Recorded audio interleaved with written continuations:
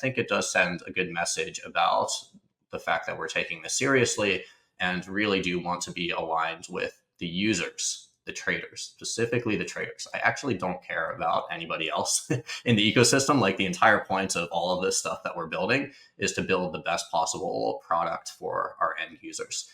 All right, everyone, we will be back to the program in just a moment. But before we do, I want to share something that Blockworks has been cooking up for these last couple of months. March of this coming year in London, Blockworks is hosting DAS London, the largest institutionally focused conference in all of crypto. Goldman, JP Morgan, Point72, all in one room, so you can know what the big money is doing. So click the link at the bottom of this episode. It'll take you right over to the homepage, and use BELL20 for 20% off. And I will see you in sunny London town in March. This episode is brought to you by Maverick Protocol, a suite of liquidity tools built around an innovative AMM.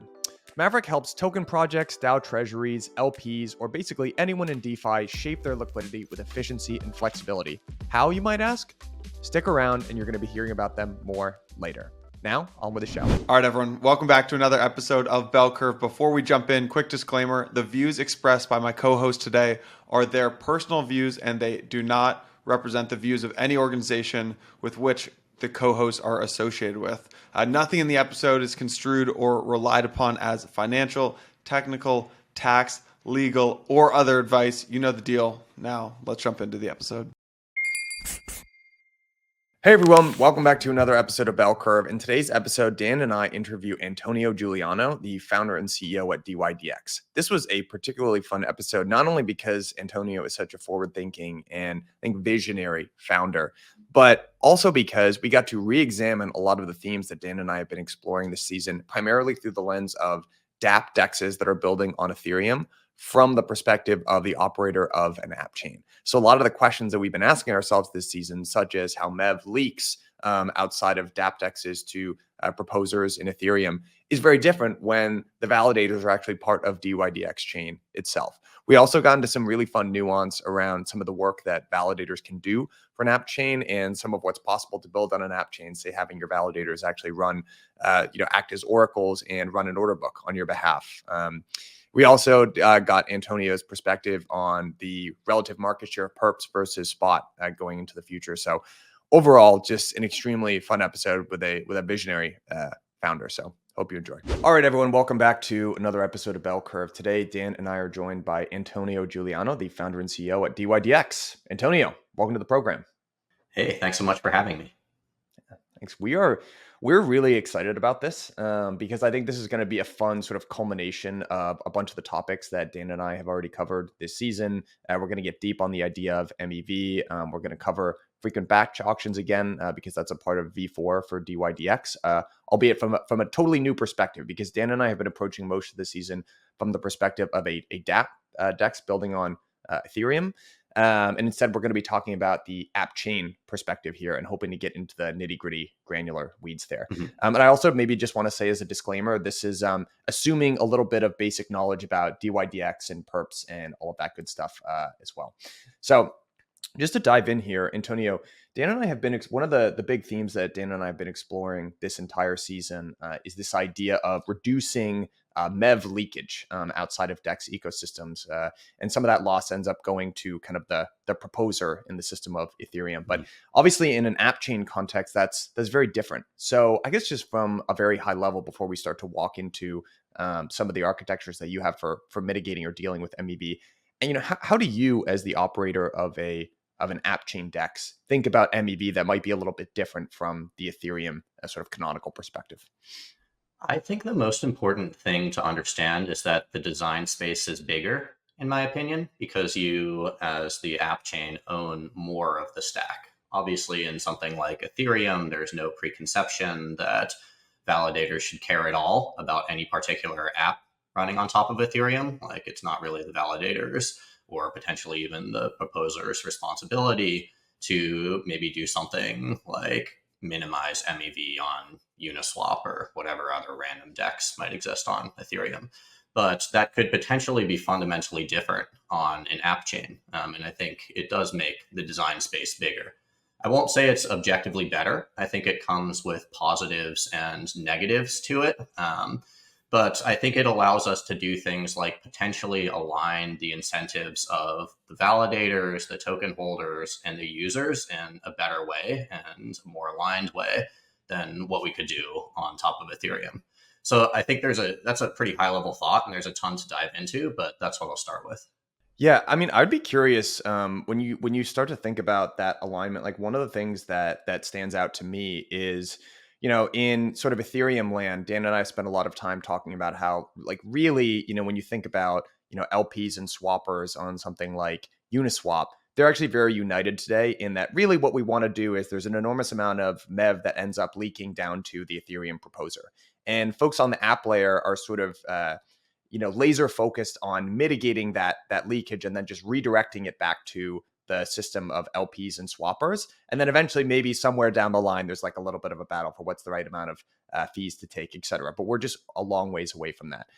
I would love to get your perspective on, you sort of have this more explicit third stakeholder here where the validators in your ecosystem are running sort of consensus based code, but also the application logic as well. So how do you think about balancing sort of that MEV that gets created between those three stakeholders? And then how much do you think about like redistributing MEV versus just trying to mitigate it entirely?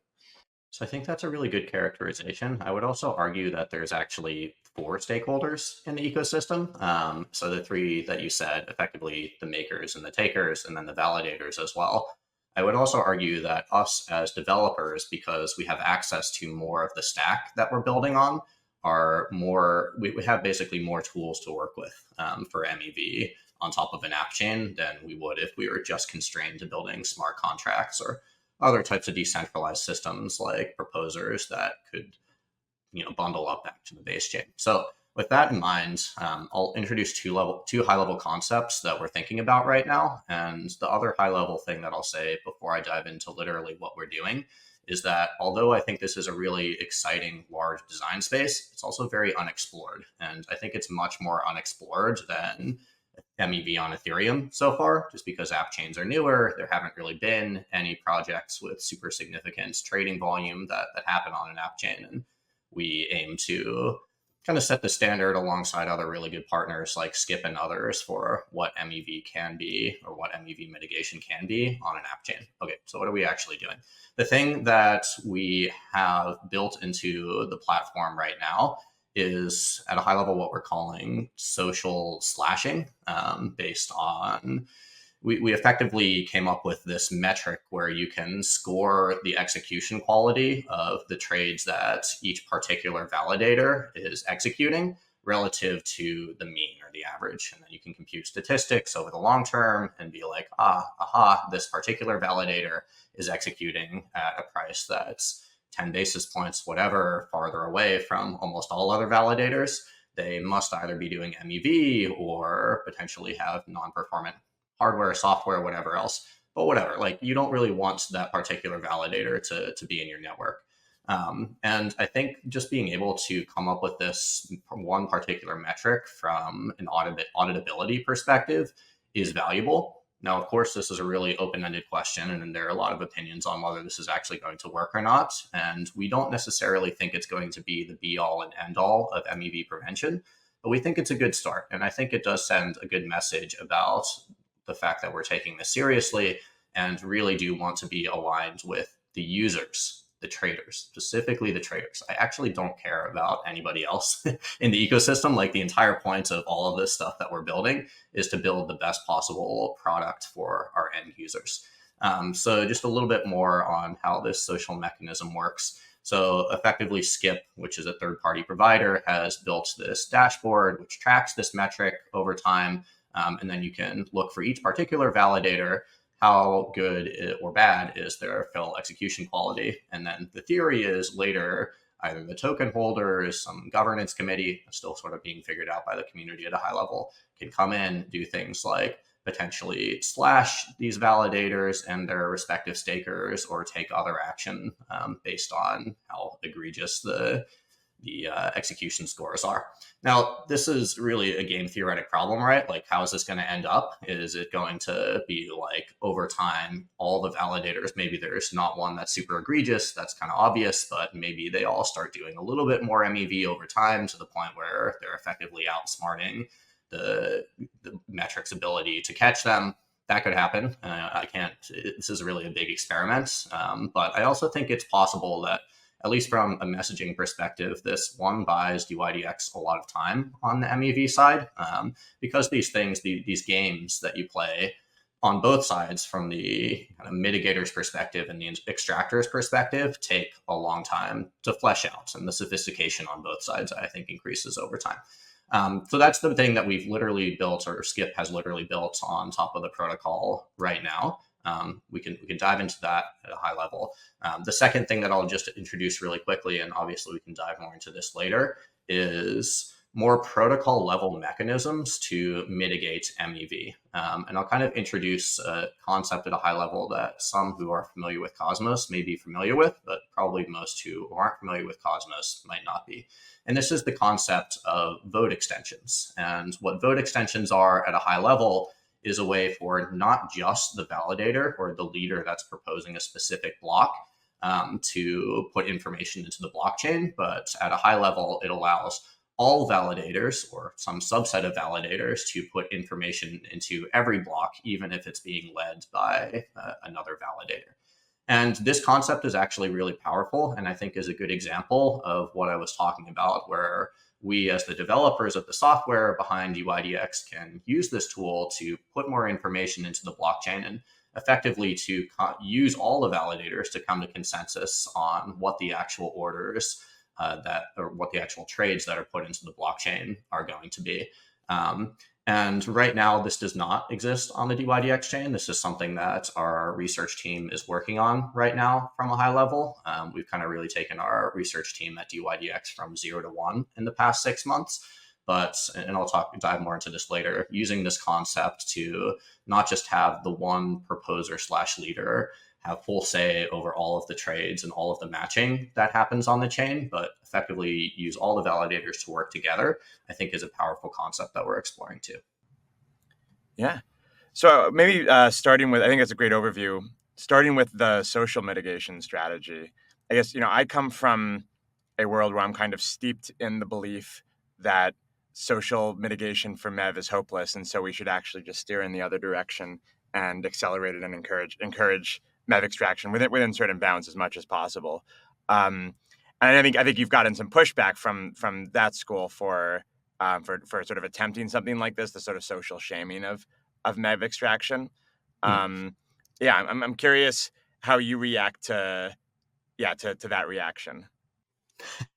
Okay, well, first of all, I just don't really care. Obviously, I respect you and respect all of the opinions of the people who have thought about this for a long time. I mean, Dan, you know this, but we have been talking about with Paradigm and Dan, for example, for a while, strategies on how we can mitigate MEV.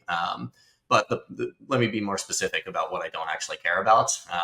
I don't think it's necessarily bad for these things to be experimented with in different ways from an ideological perspective. Again, I think we do have more tools that are available to us through building our own app chain than most other platforms of significance have had so far. So I think that does warrant at least experimentation with this social slashing in a different way. Again, I think it's a big open question about whether that works long term. And honestly, I don't think that it's likely that's 100% of the solution in the long term. I do, like I was mentioning before, think it buys a good amount of time. I do think it sends the right message. And honestly, it's just not very expensive to build. Kind of tasking the research team on how can we come up with this one metric, and then how can Skip implement something to track this. I think it was certainly worth doing. So I think there's a little bit too much of ideological dogma in general in crypto, which I've probably been well documented on saying before. Really? Is there? Yeah. Where are you seeing that? So are there too many nerds that are upset about their technology? Yeah, probably. But anyways, I try to be really agnostic to the technology, and even let's extend that to the game theory of these mechanism design questions that we're coming up with. So that's probably the main way I would respond. probably that's true. But I think it's worth experimenting with, especially in a low cost way like we've started to do. Yeah. And the way I see it, you're going to need some kind of social mechanisms anyway to prevent collusion. For example, in the in the end game, I think you're still going to potentially be vulnerable if 2/3 of validators were all to collude on censoring and ordering blocks. And if we just encourage the idea that it's fine to do anything that the economics that the Right. computer science allows, and that the economics encourages, then ultimately I think you're going to run yourself off a cliff no matter how many mechanisms you build in. So I do agree that I think a lot of the challenge is it actually possible to detect collusion, or you're just going to end up in an arms race with searchers. But I think you've recognized that as much as anyone, which is why, again, I think you're doing so much good research on the long term. And moving to other mechanisms. Yeah, I would highlight this as a difference that you tend to see in between Ethereum and Cosmos, just having spent a bunch of times in both ecosystems, whereas Ethereum is dealing with a very different problem because it's generalized block space. There are so many different validators. That has certain advantages, but also certain constraints. Like you couldn't be like, well, let's just kind of come up with this social rule and give it a shot. Whereas in Cosmos, you tend to see quite a bit more of that, actually, which is sometimes very refreshing, but also many Cosmos chains don't have sort of the intense privilege of securing, $250 billion worth of value. So it's just a very different problem, I think, that you're trying to Yeah, I think it's optimize a for. different problem. And one of the decisions that we actually made on the dYdX chain is, at least to start, we decided to make it very special purpose. And then there was actually a pretty big open question about what do we enable things like CosmWasm to enable general purpose execution on top of the dYdX chain. In some sense, at first glance, it might be like, oh yeah, of course, why would we not do that? It's pretty free, actually. But then you have to start worrying about things like how do you share block space between the generalized execution environments and anything special that you might do? How do you mitigate the concerns of MEV with the generalized stuff and the specific stuff? Like, how do we trade off against those two? And I think likely we will move more towards generalized execution on the dYdX chain, but in an intentional way. And it's always easier to solve a lot of these problems, and they're big problems, when the design space is simpler. Yeah, maybe we should get a little into the batch auction solution that you announced last month. Do you want to describe in a little more detail how that works and how it takes advantage of vote extensions? At a high level right now, it's the way the dYdX chain works is very similar to a normal order book exchange, where whoever's the leader, as per the software, gets effectively full authority to match the orders however they want. And specifically, however they want, consistent with the limit prices of the orders that are put in the blockchain. So to some extent, this is effectively fine. This is more or less what exists on top of things like Ethereum and basically every other DEX right now. It's a little bit different because it's an order book based system versus an AMM one, and that has different considerations. Again, we have this social mitigation feature right now, but we think there's more to do here. So the big idea about the frequent batch auctions is that orders would no longer be matched on a one-to-one basis, but instead, each particular market would come up with one clearing price. Again, still for the time being, that clearing price would be put in by the leader of each particular block. Potentially over time, you could include things like validators working together with vote extensions to come up with the clearing price for each particular market. But then it's kind of like, okay, let's maybe take a step back here and just talk at a high level about how order books work. It's kind of like there are some ask orders that are selling assets. There's some buy orders. If you've ever looked at an exchange before, you know what that looks like. And then what is matching? Matching means that normally the ask orders are here and the bid orders are here, and there's some spread between the two. But if there's a bid that actually crosses this ask price or an ask that crosses this bid price, then you should have these two people trade with each other at this particular price. But what price? That's kind of the question here. The price that could be valid for these two orders to match together is anything within here. And maybe numerically, let's give an example of that.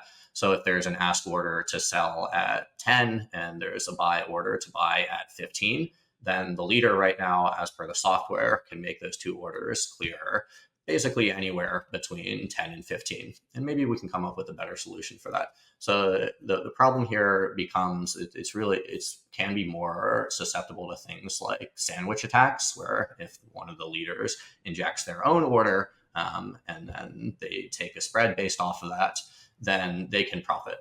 But it's a lot harder to do those types of attacks if you're using this frequent batch auction where there's just one clearing price for every order that matches in our particular block. It's not a golden ticket to solve everything, but we do believe it solves a good amount of classes of attacks on MEV. So it's something we're seriously considering over time. Now, let me maybe talk from the other side, because we've been talking a lot about from a technical perspective, how do we solve MEV? It is a big problem, but there's trade-offs too. And one of the reasons that we didn't start with the frequent batch auction, and one of the things I'm still honestly thinking about from a product perspective, is how does this change the product experience of trading on dYdX? Because one of the things that we've tried to do from a product perspective on dYdX is make a product that's very similar to normal exchanges, or at least Web 2 exchanges, and make something where professional traders and market makers and the like don't have to change their trading strategies ideally too much to trade on dYdX. Now, at some level, especially now that we've become fully decentralized, we have to accept that that's probably inevitable, and we should change the strategies over time, or kind of change the rules of the game to make the game as fair as possible. But there is some cost to changing the game. It's like market makers have to figure out how to quote now on frequent batch auctions instead of order books. Maybe they don't care that much about that. Maybe they do, but that's what building great product is about. You have to consider these product trade-offs, get a lot of feedback from your users, and then decide whether you ultimately want to make that change. Yeah. So once you've introduced frequent batch actions, you do have the issue that if you still have individuals proposing blocks, then they can censor or adjust blocks and potentially still kind of effectively sandwich users or extract value from users. So you want to talk a little about how you propose to solve the censorship problem? Yeah, and this is really where vote extensions start to come in, and that's what I was discussing before. But the high-level idea with vote extensions, and we have a number of different ones that we're exploring on the research side. I think we've mostly finished the ideation process, so we're always open to new things there. But our best idea right now is at a high level, like I was mentioning before, all of the validators, or at least some subset of the validators, work together to put into vote extensions all of the orders that they see. And then this is a really powerful primitive, because once you have in consensus all of the orders that should have matched that they see, to be more precise, once you have all of those orders or proposed trades in the blockchain, you can have the subsequent leader look at the data that's in the blockchain and provably use that data to come up with what the matches should be on an ongoing basis. So there's potential trade-offs around this as well. And in kind of the worst case, it could introduce a one block delay to finality. It's probably not the end of the world. Like the block times on dYdX are on the order of a second, but now maybe you're waiting for, okay, it's like order is placed, then block one, all of these validators together puts all of the trades that should have happened into the blockchain, and then block two, the new leader actually uses that data that's in the blockchain to come up with those matches together. But this really does solve in a big way, at least as per the constraints of how many validators, the 2/3 consensus, all that sort of stuff, and tenderment, the problem of denial attacks, where it's like now no longer can a leader ignore certain orders or they can still insert orders of their own, but they're subject to the same rules that everybody else is subject to. So this is the biggest, I think, long-term solution that we'll probably have for MEV, or this is our best idea right now, but one of the things we're pretty excited about in the long term. Just talking about, there's always trade-offs and trade-offs and trade-offs with all these sorts of things, but one of the questions that we're trying to solve right now is how do we make this happen from a performance perspective? Because the way vote extensions work at a very high level is like the leader exists, then they propose a block, then they send that block out to all the other validators, and then vote extensions, which is something that's new within Cosmos, allows all the other validators, the followers, whatever, to put data back to the leader that they have to put in the blockchain. But this could be a lot of data. Like if we're saying it's order and number of trades that are happening on the dYdX chain per each block, now it's multiplied by all of the validators. So before we kind of had this data problem of, okay, there's obviously we have to put all of the trades on the blockchain into the blockchain, but only one validator has to do that. Now, at least for vote extensions, it's like you multiply the number of trades that are happening per block times however many validators you have. So we're shooting for like 100 in the near future or so. I forget what it is off the top of my head right now. I think like 50 or something, but now it's like 100 times as much data. So one of the other problems that we're trying to solve is, okay, first of all, how important is this? Like, will this degrade the performance of the network?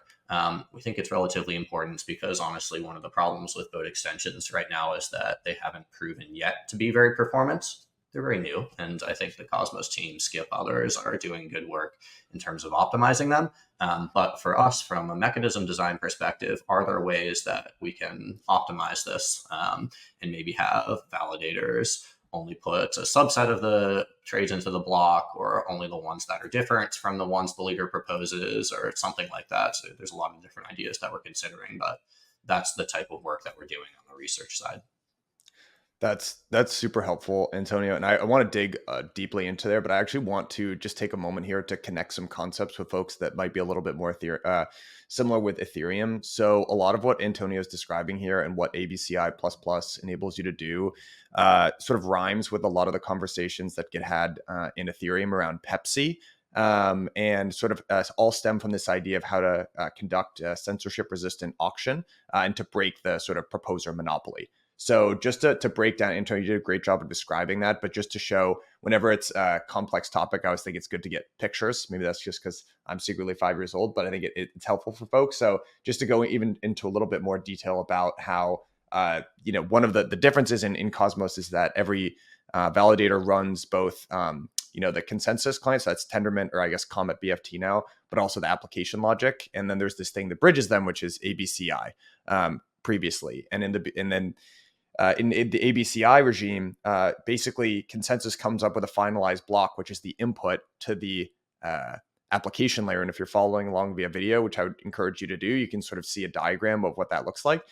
But in ABCI++, it kind of there are like these three sort of touch points that happen as the block is being built, where the application can actually have input and more collaboratively build a block. And that's where sort of this idea of vote extensions come in, when actually different validators in the chain can submit transactions, which are then deterministically included within the next block. Hence how you can get the censorship resistant auction, I think, which is that correct, Antonio, just to make sure I didn't butcher that overall. But I feel like that's okay, cool. I think that's basically correct. I mean, honestly, I'm not quite as familiar with the state of the art on MEV on Ethereum as you guys probably are, and potentially even some of the listeners are. But I would make the high level point that a lot of the stuff is very similar. And I really suspect that the end state solution for Appchains and layer 1/layer 2 systems on a bigger, more generalizable chain like Ethereum are going to be similar. It's probably like the things on top of Ethereum will end up building probably something pretty similar to whatever ends up working for the Appchains, but then also solving the problem of how do we have this settle back to a base layer system. It's just a little simpler, again, for us right now on dYdX. And some of the things we have going for us is we have the whole stack, like I was talking about, can be more tightly coupled with consensus. And then it's also just honestly really nice that we have this decentralized network of entities that we can kind of make from a software perspective, do whatever we want, as long as there's mechanism design around that. And this concept is really valuable. So it's like this like proposer builder, like separation, all this sort of stuff. Well, okay, we just have like the proposers be the validators, obviously. And then even for something that's totally different, like Oracle prices, normally if you're building a perp product on top of a more generalizable chain, you have to solve this problem of, okay, well, great, like your consensus is fully decentralized to the level that Ethereum is, but who cares if your Oracle network is less decentralized? Then your entire product is going to be less decentralized than that. And you can use products like Chainlink or others that are doing a decent job solving this problem. But for us, it's actually really nice. Like we literally just have like 50 to 100 already decentralized entities that we can make do extra stuff, like report Oracle prices on the network. And I would argue that people have too narrow-minded of a view of what decentralization means. I think people reduce this problem too much to what is the level of decentralization of the base chain itself. Obviously very important, since everything is clearly limited by that. But I would kind of argue that the full decentralization of the system is kind of the min of all the decentralizations of the critical pieces of your network. And for some, like a spot exchange, maybe there are fewer, but for a derivatives exchange, okay, now we got to worry about MEV like we're talking about, or we got to worry about Oracle prices, or even if we're going to follow this to conclusion, we got to worry about like the decentralization of clients and front ends and stuff like this. So I think we just try to take a more holistic approach to what is decentralization. And then, I've actually been impressed with how little people have been lampooning us, at least for the past year or so, on making the decision to switch to our own app chain, because hopefully we're doing a good job communicating it. But there still are those out there that are like, oh, well, you have like 50 to 100 validators. This thing is clearly not decentralized at all. And yes, like that's a min on the amount of decentralization that we can have. But I would argue the entire system is more decentralized still than at least any other decentralized perp exchange that's out there. And that's really our goal.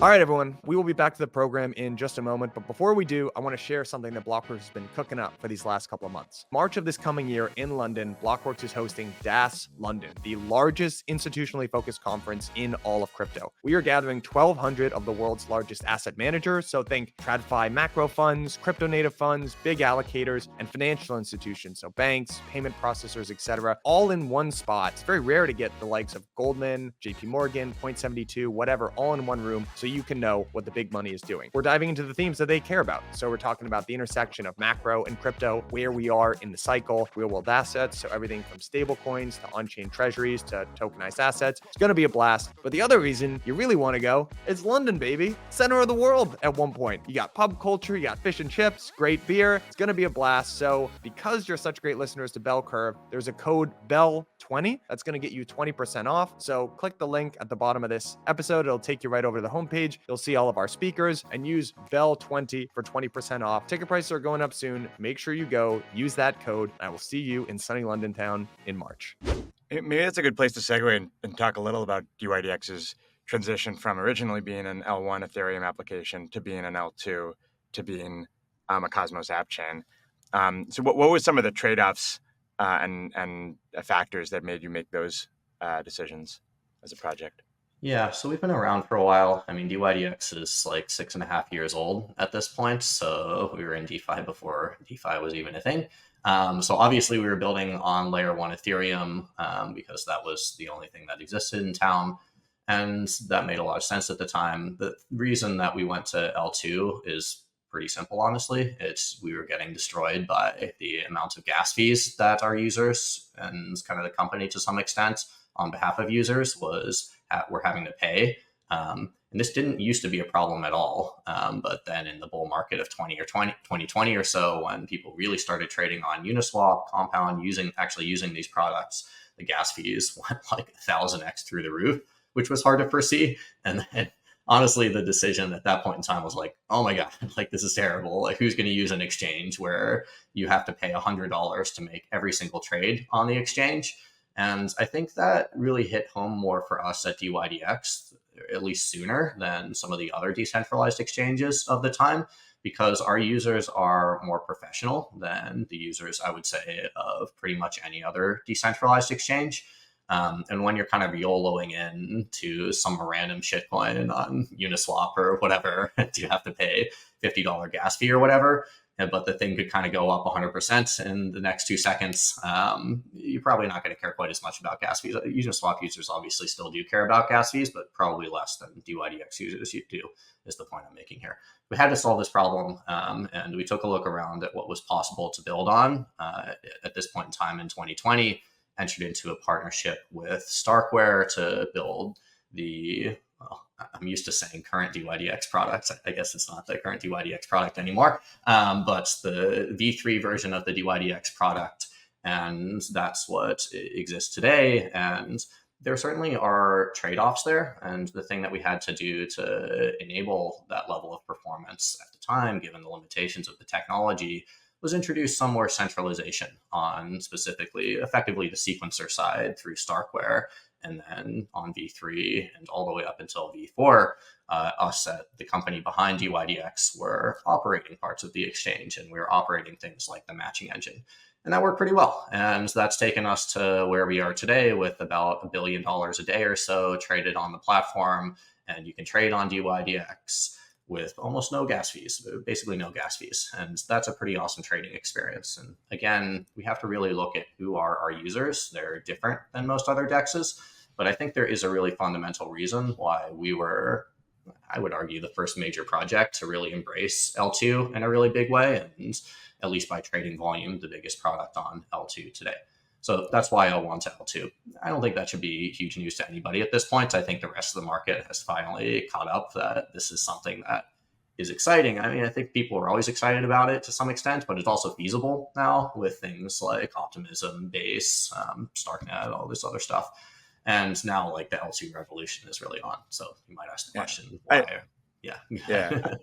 I do think it's interesting because I think you were somewhat early on that, and particularly on the question of composability. Because I think early on, other than dYdX having, I think for a while, the cheapest flash loans on Ethereum L1, I think you've kind of eschewed composability or atomic interoperability with other applications as a major goal.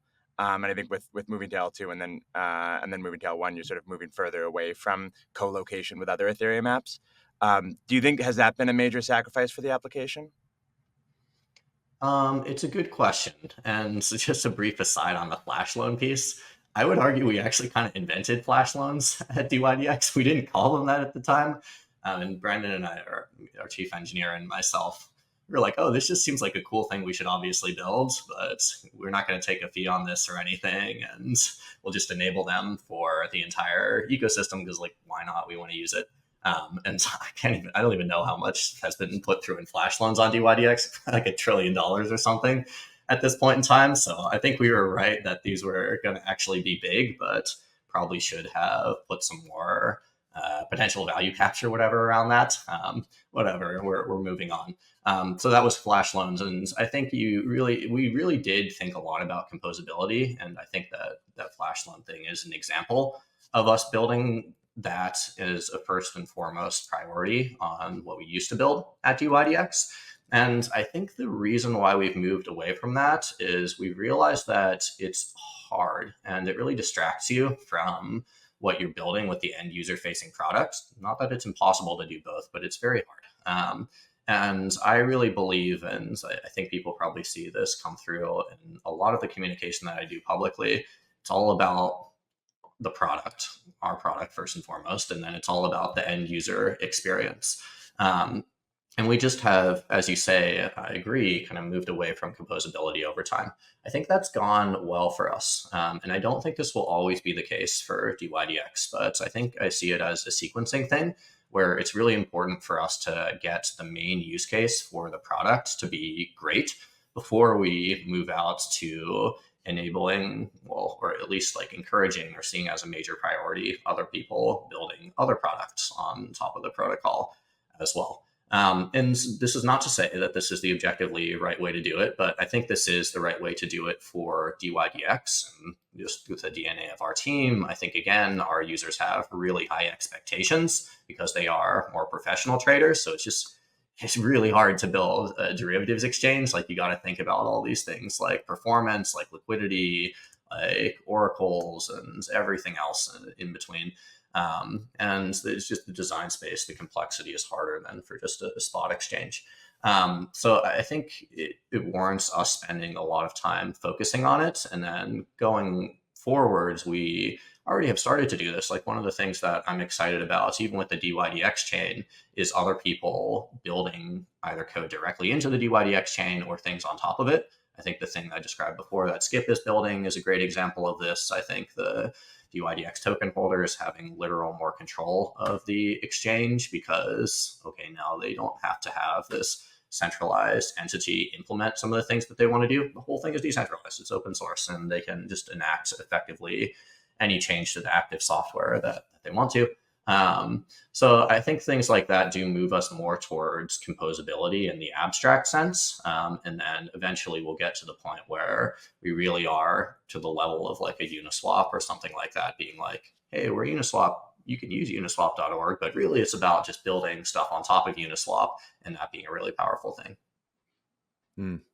So, Antonio, one thing I'd love to get a sense of is, you've been, I think, very vocal and probably very forward looking, I would say, amongst founders. I remember at a panel, you were at our DAS conference, it must have been like a year or two ago, but you said it many other times, which is like, I wish founders would stop looking at these ecosystems as distribution and more look at what it can enable in terms of your product, which I think you were probably ahead of your time, and that might still even be a somewhat non-mainstream consensus take. But I would love to get a sense of, when you think about what being an app chain enables you to do, like more concretely, as opposed to what you could do even as a layer on the layer 2, like the Starkware. I'd be curious, like, what those things are. Like, what are sort of some of the advantage of, like, for instance, having each validator being able to run their own order book? And you mentioned, I was actually going to ask you about oracles as well, because that seems like it's a hot topic in Ethereum land of using an oracle versus not, or how do you use the oracle? And you kind of have this very neat answer to that. So I guess for folks who aren't as like in the weeds in terms of, what you're thinking about building from a product standpoint, and what were some of like the needle moving decisions that you were like, wow, I can just build this and this solves a lot of my actual product level challenges being an app chain as opposed to being a dApp. Can you just like give us maybe like your top 2 or 3 in terms of what moves the needle for you? Yeah, I think that's a good question. And I think whenever you're building a really big new product, it's worth articulating in very simple terms, why are you doing this? What's the one thing, maybe the 2 or 3 things that you're trying to solve by building this new product? Like, what's the problem on your existing product if you really feel the need to build something fundamentally new? I touched on this before, but just to clearly articulate it for our move from layer 1 to L2, it was performance. That was it. It's like we had to build something. We were just getting so destroyed by the gas fees. The performance was so bad. We had to make that change before others in the space did. And we figured it out. And the big change from V3 to V4, or the move from an L2 to an app chain, is decentralization. And we had to solve this problem of how do we get rid of these central components of what we are operating on the chain, and how do we make the system as decentralized as possible, both now and then have a good platform to improve decentralization over time. So with that in mind, I touched on this before, but I really do believe this is the most decentralized system that we could have built that's sufficiently performant as well. And that's hard, actually. It's hard to not have to trade off against decentralization and performance. And I think to some level you do. But I think great software engineers realize that everything is a trade-off, but you can kind of minimize the effect of trade-offs over time, or like what's the best trade-off that you can actually make. And we felt like we needed to, as a goal, at least maintain a similar level of performance to what exists on dYdX v3. And we articulated that in terms of the amount of orders placed per second that we saw on the platform. And on dYdX v3, it was about 500 to 1,000 orders placed per second. So again, at least to start, and we'll continue to improve this over time, but we needed to have the dYdX chain process 1,000 orders per second, ideally with low or no gas fees, because like, who wants to pay gas fees when you're a market maker and placing orders? That's terrible. So I've said this before, but just briefly, I'll say it again. The big thing that we did about 2 years ago when we started looking into building the dYdX chain was take a look around and ask ourselves which blockchain, or L2 or whatever, can support 1,000 operations per second. And not just operations, but these are pretty sophisticated operations, actually. It's not just like you're moving funds from one place to another. You got to do margining checks. You got to do all this other stuff. That's pretty computationally hard. So 1,000 of those types of transactions per second, again, with ideally low or no gas fees and as close to instant finality as we could achieve. And we came back with the answer, none of them, not even close. And, maybe that's changing to some extent now, but I really do think that 1,000 transactions per second is just where we're starting. Like, if really our goal is, as I've articulated it, to become one of the biggest exchanges in crypto, period, centralized or decentralized, we have to continue growing from here. Like, you think Binance is only doing 1,000 transactions per second? Like, no, I guarantee you it's orders of magnitude more than that. So what's kind of an architecture that we could build that will continue to scale in that exponential way?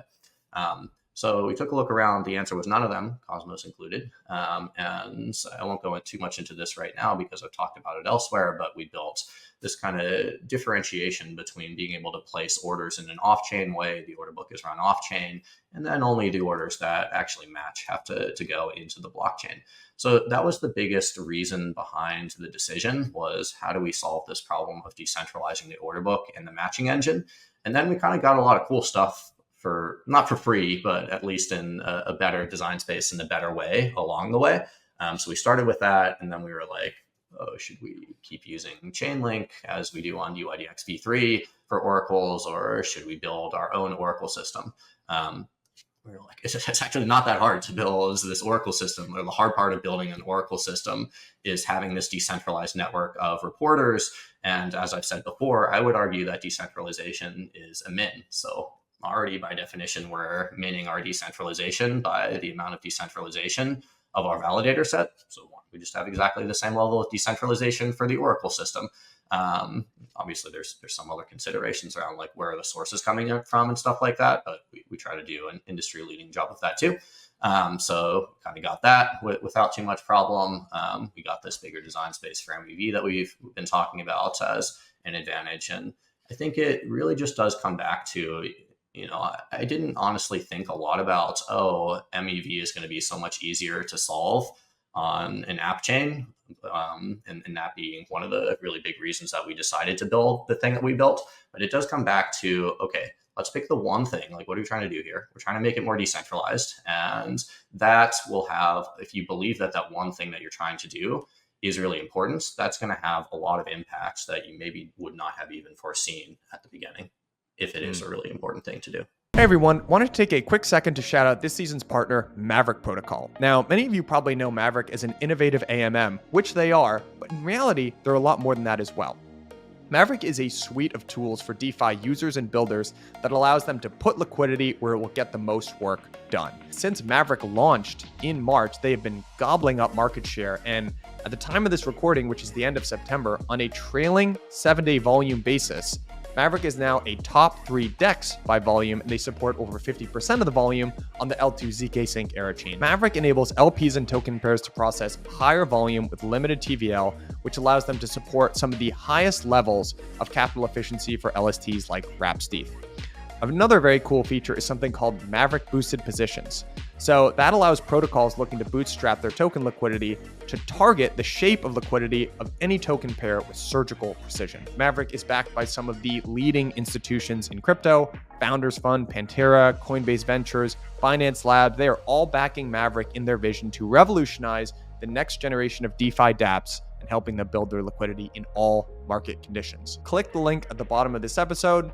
Let them know that I sent you. Thanks, guys. I want to get to discussing Perps here as well, because it's something that we haven't really covered in this season thus far. But maybe the last question on this subject is, how do you feel about what absolutely should be on chain to ensure like whatever your sort of threshold is for decentralization that you feel like is necessary, versus which components are you sort of comfortable moving off chain, which it seems like a lot of DEXs are starting to experiment with that particular lever as well. So I'd be curious to get your thoughts. I think it really matters what you mean by off chain. On chain, I think, is pretty well understood. People think about that a lot. It's like, okay, this is blockchain. It's limited by the decentralization of the validator miner set itself, consensus, whatever. But off chain could kind of be anything. And I think a lot of people, when they hear off chain, immediately think of centralized, which is an option, but it doesn't have to be. Or potentially there could be another network of off-chain participants, like a keeper network or something like that, that does some job together. But then again, you have to really think about what's the level of decentralization of this off-chain thing. And as long as that's similar to or greater than the decentralization of your base chain, amazing. You're not sacrificing any decentralization when you're moving something from on-chain to off-chain. So that's really the way that I think about it. And I do really think a lot about decentralization at each step in the chain, as you've heard me talk about. But it matters what you're doing, right? Like potentially something like, what are literally the balances of each particular user and how are they being modified by each particular trade? Like, that's really important, right? Like obviously that's the key thing that has to be super decentralized. Like probably that has to be more decentralized than like, okay, I place a trade and maybe some validator like censors me or whatever. Like, great, that's bad. Like we want to solve that too, but do we need to solve that with as much urgency as some validator can literally change your balances by themselves, or with some non-decentralized network doing that? Like that's clearly terrible. Like we can't have that happen. So I think it's worth thinking about from like a product perspective, being honest about what level of decentralization does each particular point in the transaction and abstract sense chain need to have, and then using that to inform your decision making for the trade-offs that you're going to make between performance, decentralization, product, whatever else. I think one other thing that I think is really decentralization can have different effects on is between spot DEXs and perps. I think it's generally considered a lot harder to do a secure build a secure perp. Needless to say, in part because with spot you can ensure non-custodialness of everyone's assets, but with a perp ultimately you're subject to all the risk controls of the system.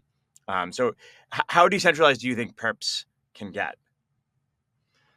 Well, I think the sky's the limit for all this stuff, right? And that's one of the really exciting things about blockchain is all of this stuff is now technologically limited rather than limited by humans. And we can go a lot farther with technology. And I think it'll continue to increase exponentially, at least for the time being, or the next 5 or 10 years or so. So I think they can get very decentralized. I mean, I think the state of the art is decent right now.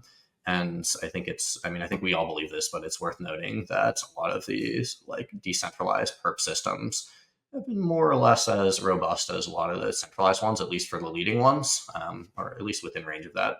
It's a little easier because there is less open interest, all this sort of stuff on DEXs than SEXs, especially for derivatives. But we're growing and it's significant right now. So I think it's just something where the level of decentralization or safety and risk is good right now, but is a major thing that we are going to continue to improve on the systems over time. I think from a financial perspective, it's pretty similar between centralized and decentralized exchanges. The main difference is you have to really deeply understand the way each participant's network operates and how that's going to be different from a centralized exchange. Let's give a specific example. On a centralized exchange, obviously, the operator of the exchange, the matching engine, is the one doing all of the liquidations. And on the dYdX chain, now there is no central entities, so we have to rely on all of the validators to do the liquidations. What are the considerations around this? Okay, well, as long as we set up the incentives correctly, we can make this into a really good system, but we have to be honest, there's incentives for once an account becomes liquidatable, that the first validator actually liquidates this account, but what if they are offline, or what if they just decide not to, or there's some weird incentive that we didn't think about that maybe this particular validator doesn't want to liquidate this account or whatever, and then maybe you have to wait for 2, 3, 4, 5 validators in the next block spaces to actually do that liquidation. Well, okay, it's probably going to happen a little bit slower than a liquidation if it's on Binance, and that's at kind of the millisecond level. And we have to set risk controls appropriately. Now, can we improve that over time? Yes, definitely, with things like better mechanism designs, shorter block times, all the rest of this sort of stuff. And we have to think about the question, okay, is doing a liquidation in 10 milliseconds really that different from a risk control perspective from doing it in 5 to 10 seconds with really high confidence? Maybe, but we actually have to look at this statistically, and that's something our research team has done. What if we had a 5 to 10 second lag on all of our liquidations, at least with the data we have on dYdX v3 right now and that historical market data? Would the insurance fund have lost money? And we came back with the answer, no. And again, we can never exactly know what the volatility of markets are going to be, or if there's certain attacks and stuff like that. But the best we can do is approach this from good research, risk statistical basis, and understand the technology deeply. And that's something we think about. Nice. Just out of curiosity, what are the block times on dYdX? It's about a second right now, I think. Oh, interesting. I don't want to go down. That could be a whole other rabbit hole, but I want to ask you a little bit about just how do you see the market share in between perps shaking out with spot, I suppose, on the decentralized exchange front? And then one of the other questions that Dan and I have asked a little bit this season is the popularity of perps as opposed to something like options, which options, if you look at the TradFi as an analog, extremely popular product, and they just haven't really taken off in crypto for whatever reason. So maybe there are path dependency sort of issues there, or maybe for whatever reason, it's just a better construction in crypto specifically. But yeah, I would love to just get your thought on, perps versus spot as market share, and then perps versus options as a product. Okay, well, obviously I'm kind of biased on the first one, but I will make my points as I believe it. Yeah. Clearly, I think that perps, especially in the DEX space, are going to become really significant over time, especially from a relative basis where kind of spot DEXs and perp DEXs are starting right now. Literally, if we just look at the market share of DEXs within perps versus spot, it's way less than perps. And this is the main metric that we look at dYdX to decide if we're successful or not. Is what is our market share of all perpetuals, or more broadly derivatives trading that happens within crypto. To give people a sense, that's about 1 to 1.5% right now. Pretty good, pretty significant. And this is a massive, massive market with huge companies like Binance, now Coinbase, others playing within it. And we're by far the largest DEX that's playing in this space, but there's a lot of room to grow, right? Like, it just doesn't make sense to me that forever crypto is going to be traded on centralized exchanges. The really hard problems to solve, as we've started to discuss, but like, is the market share of derivatives trading for DEXs always going to be like 2%? We're like 1.5%, and then you have more volume than all the other perp DEXs combined, more or less. So the entire DEX market space for perps is about 2%. I actually don't remember, or don't have off the top of my head what kind of the spot DEX market share is, but I think it's a lot higher, probably like an order of magnitude higher at least. And I think exchanges like Uniswap have really started to take out more of like Dan, you can correct me. Around 15%. Yeah, that's kind of what I was thinking, like 10 to 20% of like the entire spot market share. So again, like an order of magnitude more than what dYdX has in the perp space right now. So even if we just look at those two things, like, it just makes logical sense to me that that should grow. That being said, there's a lot of really, really hard problems to solve, as we've started to say, within perp specifically, and it's just harder than building spot exchanges, especially from a technical perspective. So it does make sense to me that it's taking longer than spot. But we, as kind of the market leaders and DEX perps, have to be the one to take ownership of that and really push things forward, which I think we try to do. And then the second question on why perps over options, I think it's just that the market structure of crypto is really fundamentally different than traditional finance. And I've said this for years, but my main point continues to be that in crypto, really the one thing that crypto has enabled, that has given it product market fit on a global scale, is enabling retail traders to trade and have access to more professional products than they would otherwise have access to. Like, that's it. That's like like, you could attribute almost everything that's happened within crypto so far to this main thesis. And that's really fundamentally different from traditional finance, where now there's things like Robinhood and retail is starting to come in a bigger way. But traditional finance was first and foremost built to serve institutions. Crypto is first and foremost built to serve retail. And this is really fundamentally different. It doesn't mean that institutions aren't in crypto, but it means that if you are an exchange, you have to build products that retail traders want to use. And that's the entire game. And sure, the institutions will come in, they will actually be most of the volume on your exchange. Like on dYdX, I think 85 to 90% of our volume happens from institutions, and it's like 10 to 15% that happens from retail. But I really just see institutions as a multiplier effect on the retail trading volume that exists. So if we look at this from a financial design perspective on what derivatives is the space going to be most likely to trade, probably going to be a derivative that's different. And it's going to be a derivative that's more targeted at retail. And I'm not talking about your friend that bought their first Bitcoin yesterday when I say retail here. I'm really just talking about sophisticated individual traders in jurisdictions where they have access to these types of products. But for those traders, they really want something that does solve their needs. And their need, if you're a sophisticated trader trading derivatives, is effectively you want to trade on leverage. And you want to do that in as simple a way as possible. It was really interesting, actually. We had Arthur Hayes in for a fireside chat at dYdX a couple months ago.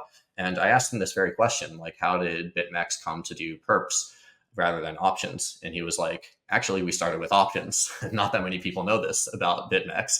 And they built this whole thing out. And Arthur was doing support himself. And everybody kept writing in and asking him, like, what is expiry? Like, I don't understand this thing. I just want to trade on leverage. Like, let me just trade on leverage simply. And he kept answering, and it's like, no, this is like the expiry. Here's how you price options. Here's how you think about them. This is well understood. People don't care. They just want a product that is simple to use. And that's how he effectively came up with the perp product for BitMEX. And I think that's really instructive as to why perps rather than options within crypto. And I used to think that this was just a step in the evolution of derivatives in crypto. And I think probably to some extent it is. I do think options will gain more market share over time, but I think it's going to take way longer than people think, like way longer. And this has kind of been empirically proven for the past few years. But perps are really here to stay. There's a bunch of liquidity behind it. There's a bunch of retail interest behind it. And these products are now better understood, at least for our target users, than a lot of the options, dated futures and stuff that exist in traditional finance. Yeah. That I honestly, there's a whole other conversation that we could have about that. And actually perps were a construction that existed pre-crypto. A lot of people don't know that. There's a great episode that Hasu did with Sue about that on Uncommon Core. But unfortunately, this is all the time we have. Antonio, this has been a ton of fun. If folks want to find out more about you, follow the work that you're doing at dYdX, what's the best way to do that? So we are at dYdX on Twitter, dYdX.exchange on the web, and I am at Antonio M. Juliano, if you like me in particular. Thank you very much for having me. This is a good Awesome conversation. Ton of Thanks fun. a lot for coming on. Thanks for coming on. All right, Dan, that was a great episode. I feel like we could have gone for double the length of time there. I think I think the only problem with it was I think Antonio is so good at explaining things and has such a clear kind of style that it was hard to get too back and forth and into too much discussion with him, because I think he just had a lot of really interesting, clear things to say. Yeah, I agree. I wanted to start with this idea that he brought up about the almost like social slashing condition, because this was an interesting proposal. It got a lot of attention, I would say, in both the Ethereum and Cosmos communities, the MEV communities. I think you pointed out sort of the Ethereum perspective, which is that if I had to summarize it and be pretty reductive about it, it's like, hey guys, this kind of feels like cheating here. There's no mechanism design here. There's nothing on chain. This is just saying like, hey, we're going to slash the people who are bad. And I feel like this is, we underscored it a little bit during the episode, but this is indicative of a difference in between some of the solutions I've seen tried in Cosmos versus Ethereum. But I'd love, maybe you say a little bit more about how you view that. Yeah. Well, so first of all, I think I think it's very interesting, and maybe gets a bit of a bad rap in the Ethereum community, or among some people who've reacted to it. I think so. One thing, and I noted this on the show, is I think any mechanism in crypto, almost most mechanisms for consensus or for economics, for a lot of these things, depend on some form of these norms or social sanction or weak subjectivity or call it what you will. And I think we see this in Ethereum most clearly when you talk about something like reorgs, for example. So it's accepted socially in Ethereum that it's okay now to extract most kinds of MEV from a block that you are the proposer for. But it's generally not considered not acceptable to reorg other people's blocks as proposer in order to extract more MEV. And then there's areas in between that are sort of where people are learning the norms around like, oh, should we allow someone to propose a block a little late, or these other things. But ultimately, I think those are enforced by social norms, and we, as a community, made something of a decision that actually, for various reasons, we're going to accept single block MEV extraction for various reasons, many of which I tend to agree with or think make sense. But I'm not sure it's the only choice that you could make. And I think saying we're not going to accept it actually does make a big difference. It means, for example, people sort of mock it, but it means like if you didn't have this kind of norm, maybe just dYdX validators would be like, I'm the most MEV extractee, so delegate to me and I'll give you kickbacks from the MEV that I extract, right? Like you would actually get you're able to do a lot more if it's socially allowed, and if you have to hide it, it actually does limit what you can do. Now, I think again, clever validators often will be able, I think, to extract MEV in subtler ways. And possibly in the long run, they can, it's this cat and mouse game. They can extract all the same kinds of MEV. But I think there are other components to their solution, which includes like this dashboard and actually measuring metrics of it. That I think, look, it's at least if it is a cat and mouse game, so there's it's at least they're trying to be the cat for at least a second, and then of course they are taking ultimately they're working toward trying to design other systems to either supplement or replace the social sanction. But ultimately, I think you are going to depend on some kind of social norms, whether it's around not colluding with other people, whether it's around just not destabilizing the entire consensus. You go any system ultimately, I think, will fall back on some of those. Yeah, the reorg example is a really good one. There's an old episode of Zero Knowledge where it was Dean Eigenman, his partner at Project Blanc, but he used to be in Flashbots. I think his name is Edgar. I'll Yep. look it up. But yeah, and he was describing how he sort of embarked on this project that basically would have been extracting MEV through reorgs, and he said the thing that got him to not do it was a DM from Vitalik. So there are social pressures everywhere, and I tend to agree with you. I actually don't think it's such a negative thing, because at the end of the day, you'd be shocked about how much just everyday average life in every individual country is enforced by not necessarily the law, but social norms that we all abide by.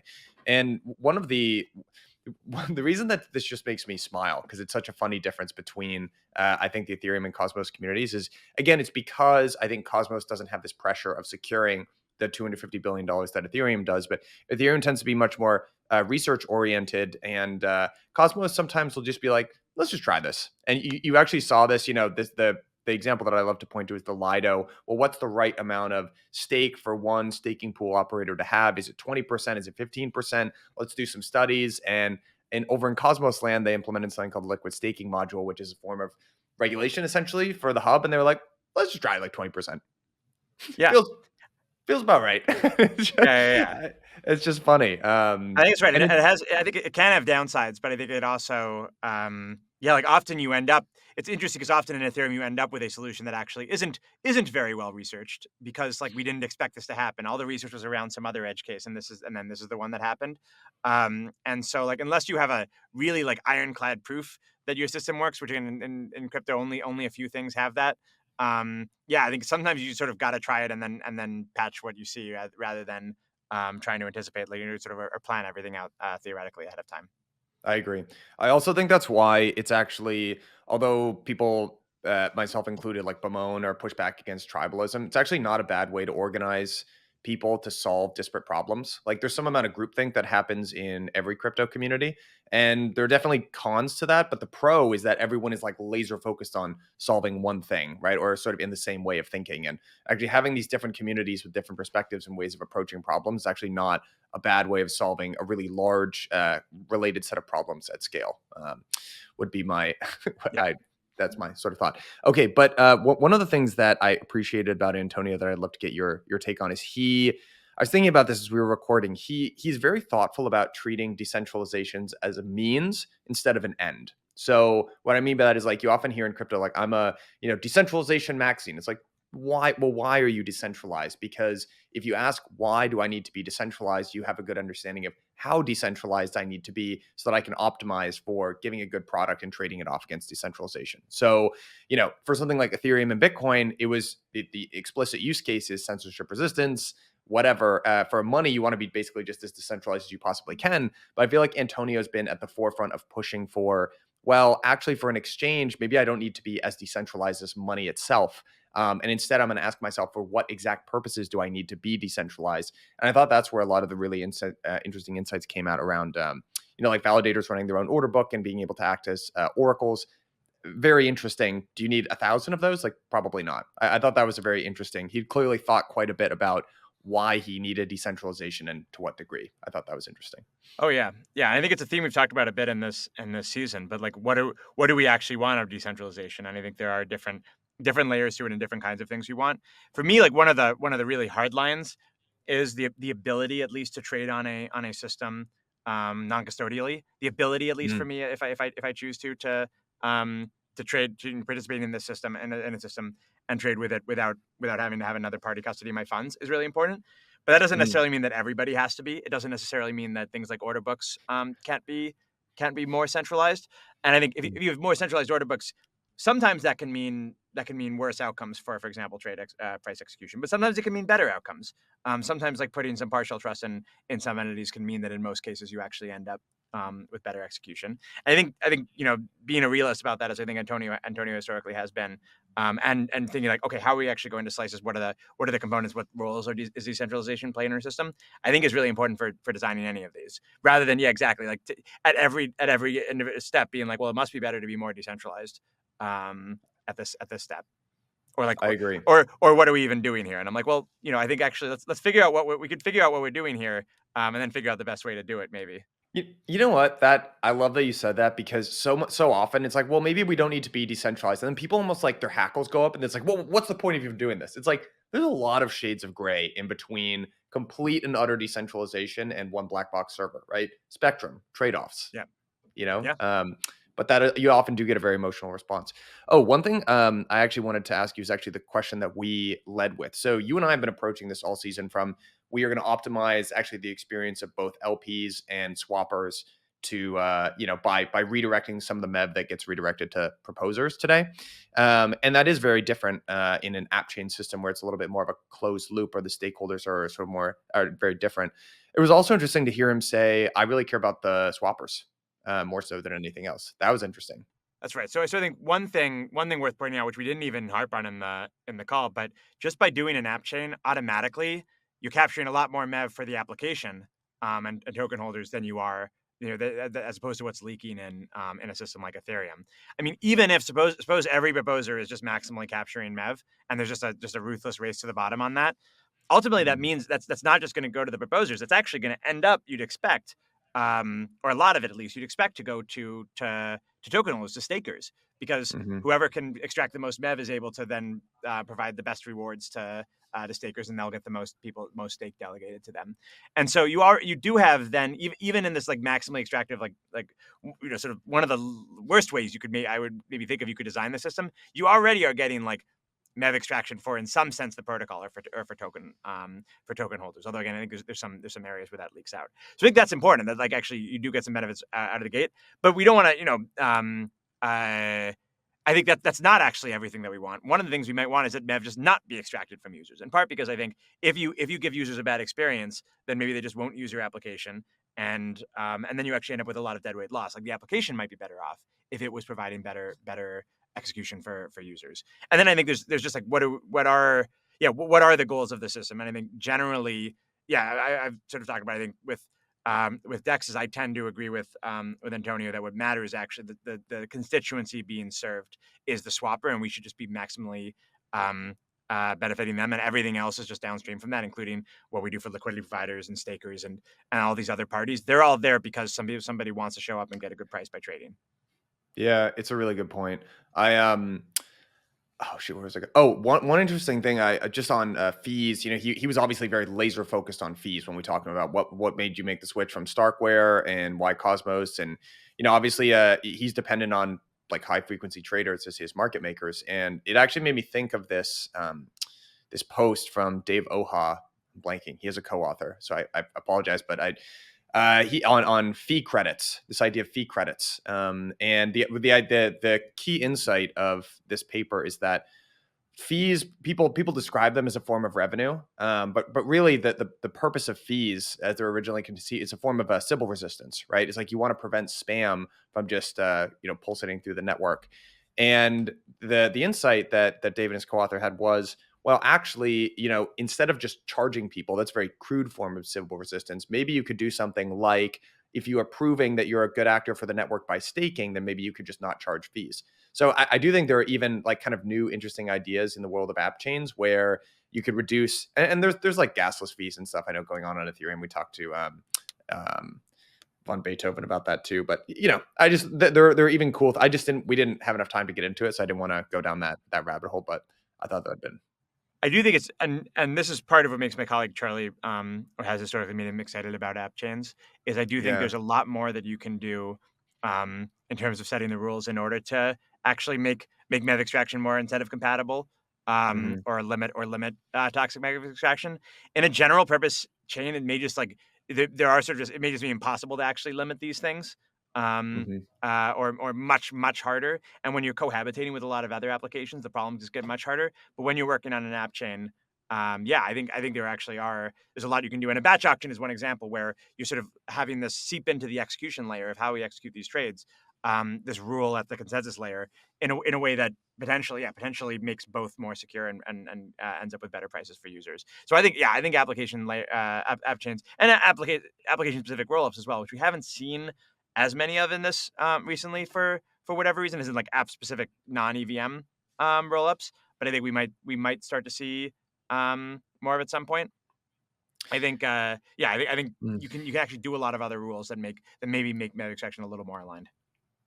Yeah, I think this was actually a debate I was having earlier today, but with one of our analysts. But Antonio originally moved. There was the fee reason, but then there were things that you could do in an app chain that you couldn't necessarily do. Having your validators serve as an oracle and hosting an order book is kind of the primary one that he talks a lot about.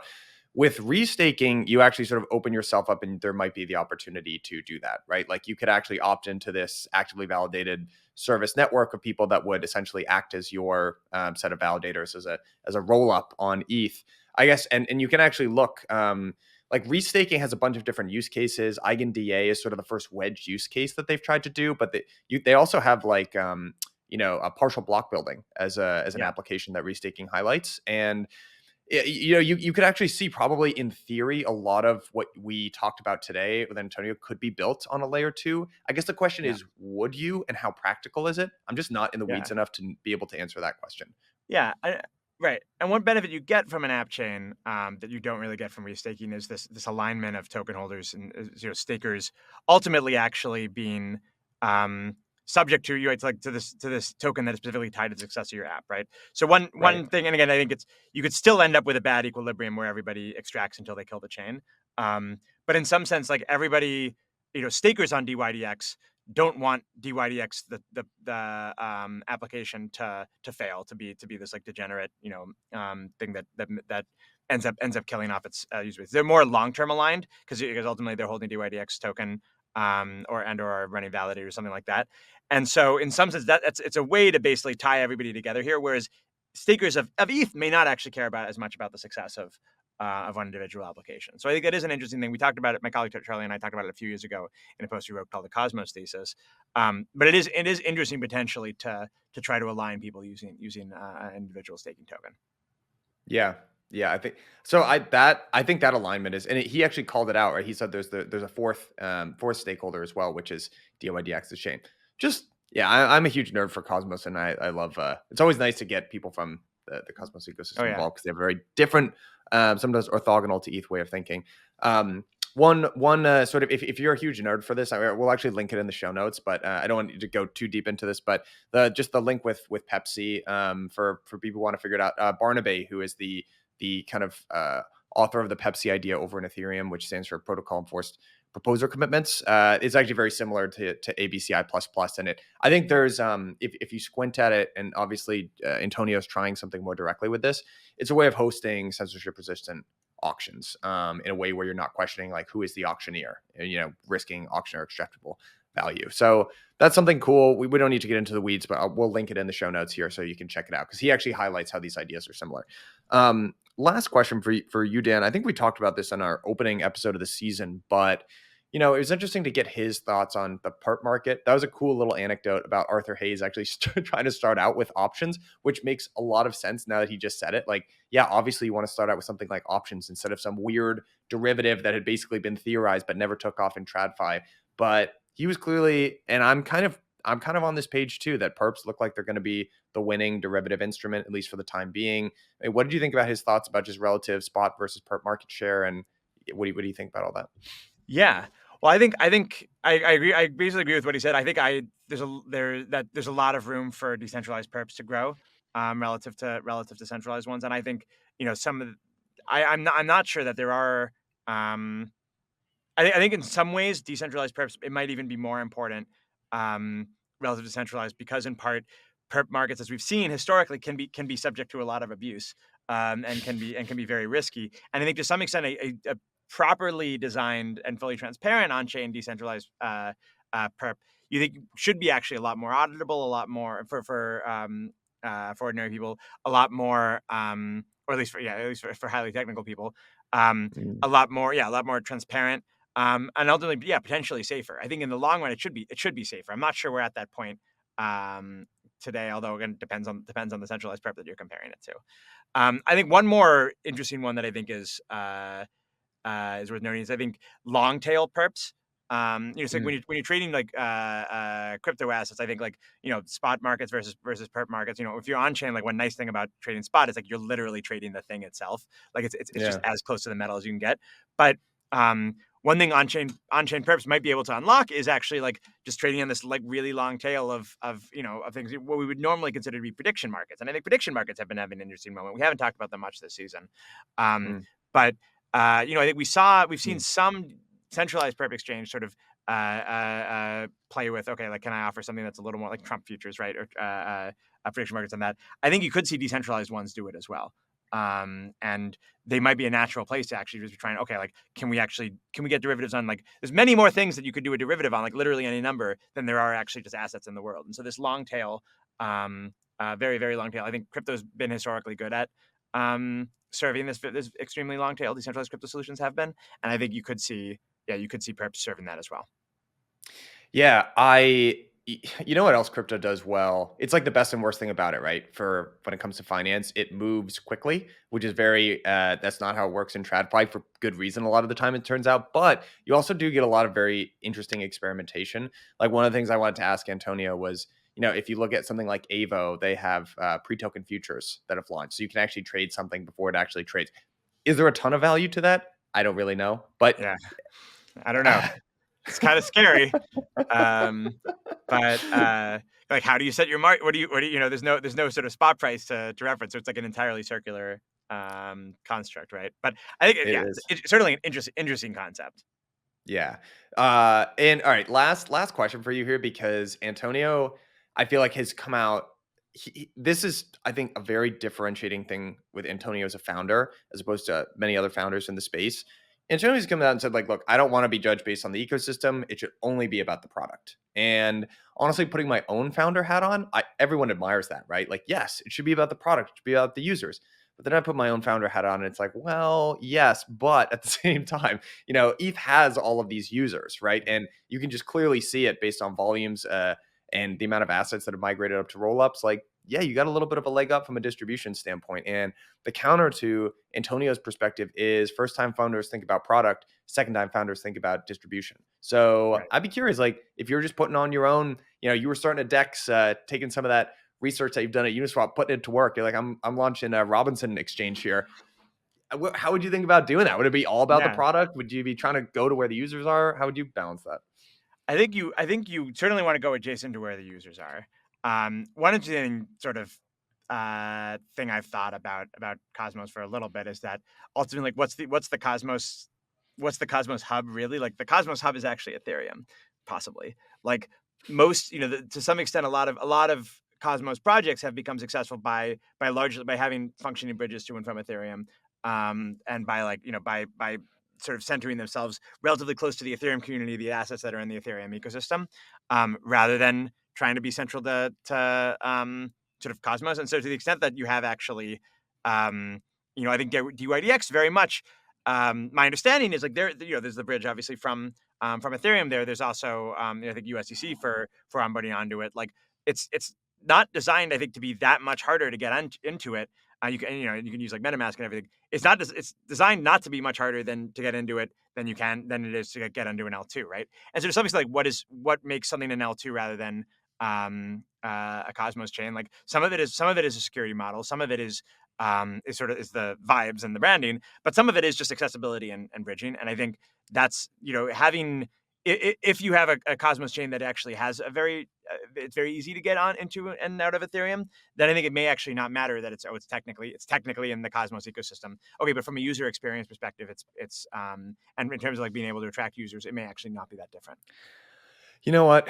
I completely agree with that. And actually, one thing I was thinking about was that it's almost like Ethereum and Cosmos clearly have such a similar roadmap. There are a couple key differences, like the hub has token voting as opposed to Ethereum, which doesn't have. So there's some key differences. But there's a path dependence that Ethereum started with the asset. Now they're trying to go to this multi-chain future of a bunch of different. Now, the benefit of that, first of all, obviously that was, at least in the short term, the right decision. They have many more users, much more liquidity. And so that's their starting point. The disadvantage of that is that you actually have a bunch of fragmented layer twos, and Ethereum users don't have this understanding that that's all supposed to be one thing. And so it's like I go on Arbitrum or I go on Optimism, and it's the user experience is you start on ETH and then you kind of go here or you go up and down. And that's how you learn as a user. But on Cosmos, it's very different. Everyone in Cosmos understands there's this shared vision of this interoperable network of chains. And actually, it makes the user experience, at least from my perspective today, very challenging. But every chain understands that it's supposed to be this one chain amidst this interoperable network of other chains. And it actually makes them weirdly, even though they fight a lot, that was the understanding from the beginning. Whereas a lot of the L2s are like, I think if you ask them privately, they'd be like, I want to be the only L2 or like one of two, like it's just a different perspective and standpoint. And yeah, they're kind of building the same thing in reverse with admittedly with some differences, but yeah. Yeah. I think a lot of the time, like these sort of religious differences in approach, like, we do it one way and they do it another way, are actually just like, right now we're making this strategic or tactical decision, and then like ultimately, it turns out actually we could just do that too, or we want to do that too. And so ultimately, I think a lot of, and the projects that survive tend to be the ones that don't get too much. We talked about this in the DEX context too, that don't get too much religion around a particular type of solution. Yeah. My personal theory for why it tends to feel that religious is because you're often trying to decide between really technical decisions that no one understands. So you have to wrap narratives about like good, bad. What do you think, like the original stuff that there were schisms about in the like the Catholic and Protestant churches, right? It's like it's often these incredibly esoteric religious debates, and then you sort of manage to create this massive cultural movement around these. You gotta win hearts and minds, baby. But it's like that's the only way you're going to get everybody to agree to your definition of the number of angels that can fit on a pin or whatever, right? Is you sort of have to make it like core to your cultural identity that you believe in this one rather than another one. But ultimately, I think you're going to be led. You're ultimately not going to make hopefully, I think, as a project, not going to make a bad decision based on like, we previously, we rallied ourselves around this, but actually we decided to make this different change. Yeah, I agree with that. All right, Dan. Well, we can end it here, just on the subject of Catholicism. That feels appropriate. And yeah, this was a really fun one, and I'll see you next week.